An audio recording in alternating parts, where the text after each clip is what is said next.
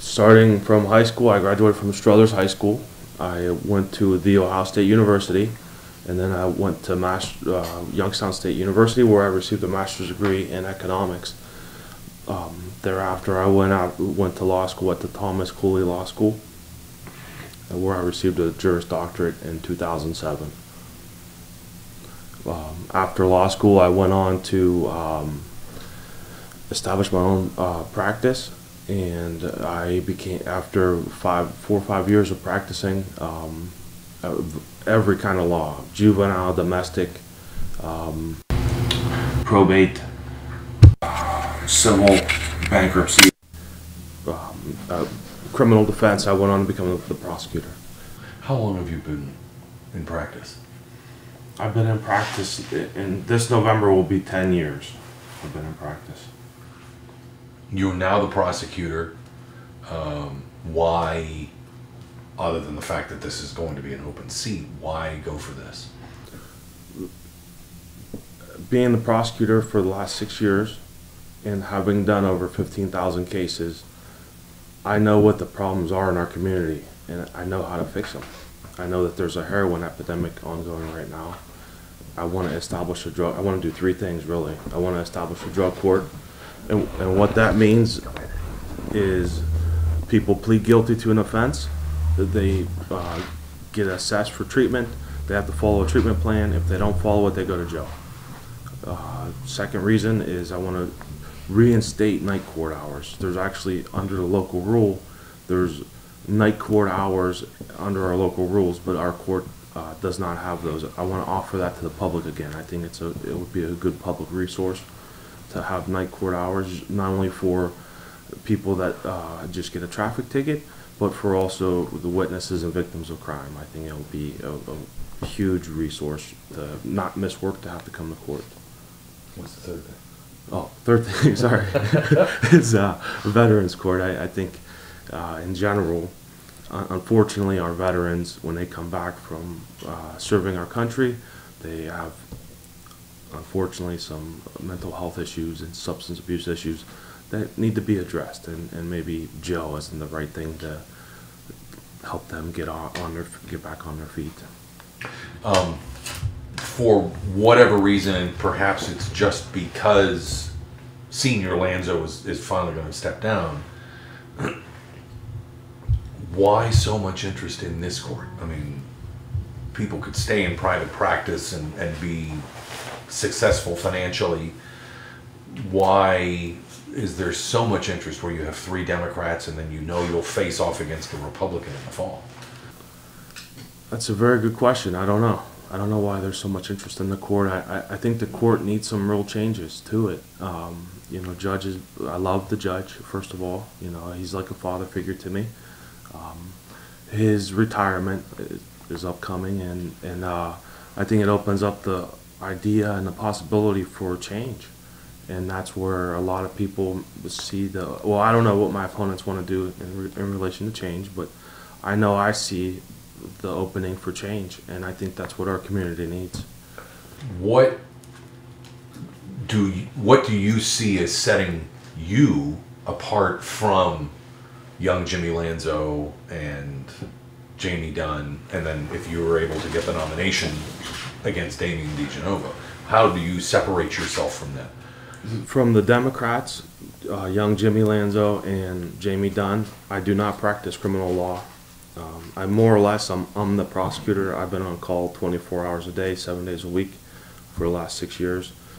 I do not plan on practicing criminal law. I do not plan on practicing in any areas where I would be adversarial to defense attorneys and more or less any other members of the bar that would come before the court. So that would be a huge difference between me and them. Now, the judgeship is a part-time position. Right? The judgeship is a part-time position. And the fact that you're doing other things, whether it's bankruptcy, other civil stuff, you see that as an advantage as opposed to the other guys who do some criminal work. I see it as a huge advantage because I think there's an inherent conflict when you are representing criminal defendants in other courts, and then even from our jurisdiction, and then you have a conflict of interest if they have to come in front of the judge. I do not plan on using this seat as a platform to boost a business. You know, more or less, when I became the prosecutor, I shut down my business so I could handle the city, work with the city hall. You know, I'm the city's attorney right now. I am the prosecutor, and I didn't do this to boost my career. I believe in public service. A couple other things that separate me is, you know, Jamie Dunn's a little older. No offense to that. I know he's retired as a school teacher.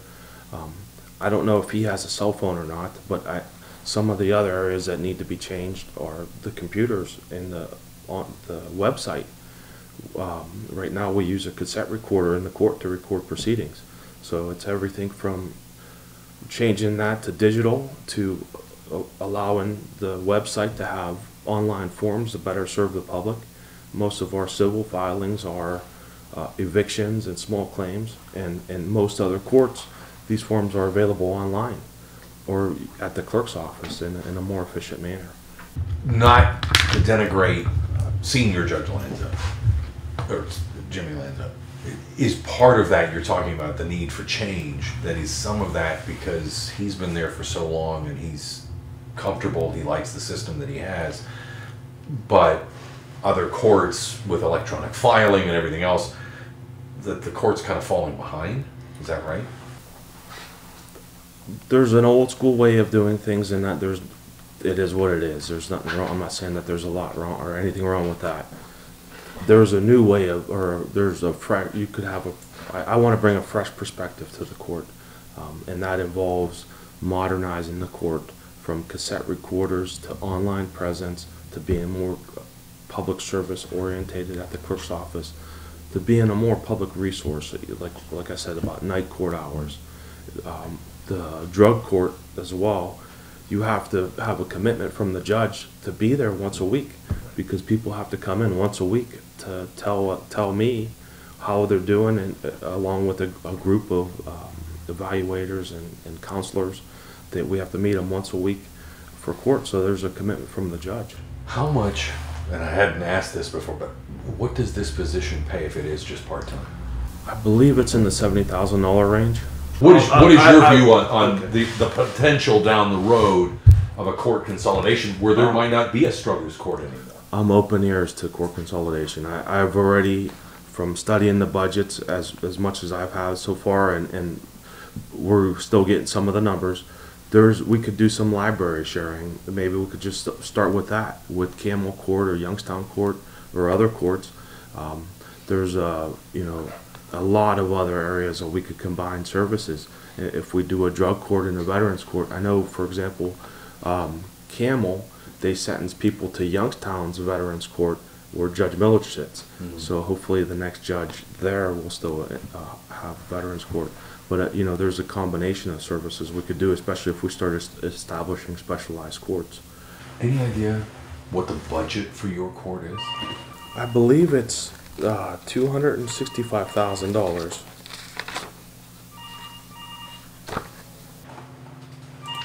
And that includes your salary, secretaries, and so forth?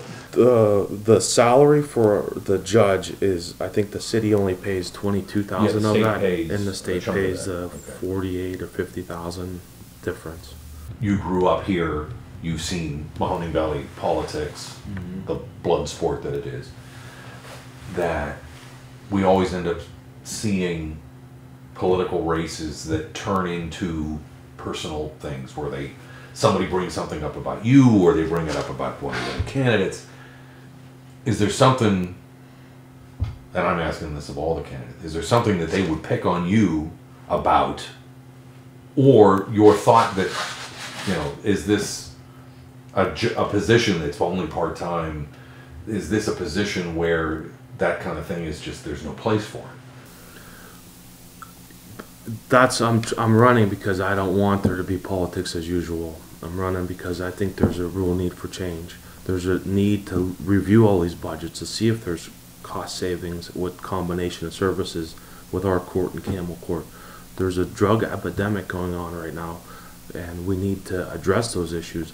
10 years from now, it might be another epidemic that the court needs to adopt to address those issues. As far as mudslinging and stuff and that kind of thing, I do not want to go down that road with people. I've been the prosecutor. I've been on call 24/7, 24 hours, 7 days a week for the last 6 years. You know, I've done 15,000 cases, like I said, in the court. As far as mudslinging goes, I want to run a positive campaign. I have nothing really negative to say about the other candidates, and I want to maintain a positive. And I'm not suggesting anything is, but you've seen, I mean, we just have to look at other races in other cities around here that they eventually always seem to kind of turn to that. When I go door to door, I hear, you know, different people tell me different things about candidates. I'm sure they say stuff about me as well. It is what it is. I mean, I'm sure everyone has a little bit of a past with them. As far as if that comes out or not about other people, I'm not going to be the one that brings anything out. You've been a prosecutor for the last 6 years. Mm-hmm. Okay. Why did you get into that? I mean, 10 years as a lawyer, as opposed to some of these, you said Jamie was a teacher. I felt a call to public service. Carol Clemente Wagner was retiring, and there was not too many attorneys in the city. I lived in the city, and I felt the need to step up to the plate. And as she retired, you know, I was one of the attorneys that lived in town that I wanted to help our city where I could. And it did result in some financial loss to my practice. I more or less had to stop doing criminal defense, shut down probate, and shut down juvenile law and divorces. But I love my job, you know. I really do love being the prosecutor. I'm proud of my record as a prosecutor. We reduced the crime rate. I know as a judge, I believe as a judge I could reduce it even more and get people help instead of incarceration. I think that we could save a lot of money, taxpayer money, by helping people, getting them off drugs. And if that don't work, then we'll have to, you know, put them in jail or put them in prison.